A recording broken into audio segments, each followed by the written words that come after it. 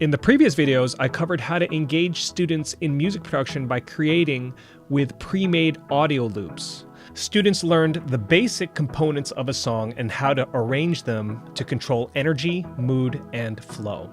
After students have completed some of these loop-based compositions, it's time to move on from pre-made loops to creating each of these components note by note.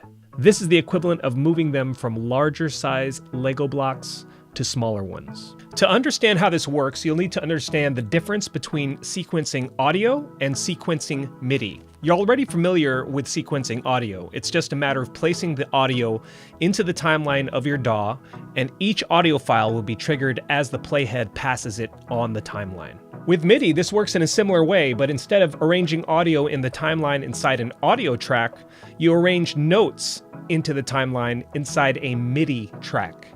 Each of these notes will trigger sounds in whatever virtual instrument is loaded into the MIDI track. This instrument can be anything from a synthesizer, which generates sounds, to a sampler, which plays back small pieces of sound. As the playhead passes each note in the timeline, it will trigger the note, which then triggers the sound.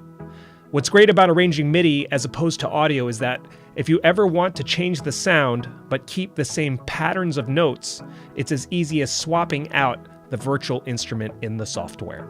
Beat making is a great way to introduce the concept of sequencing MIDI to students.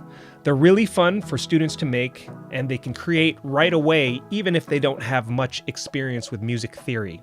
Drums are the song's foundation. They dictate the tempo and energy of a song. It's easy to understand this by seeing what happens to the energy of your music when you add and remove the drums. When you remove them, it instantly lowers the energy, and when you add them, it instantly increases it. There are two ways to make beats in a digital audio workstation. You can either arrange audio using one-shot samples, or you can arrange MIDI notes which trigger the one-shot samples.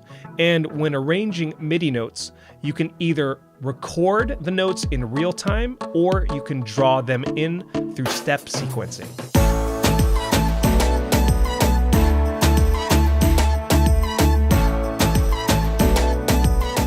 Look deep inside and you'll find it's right.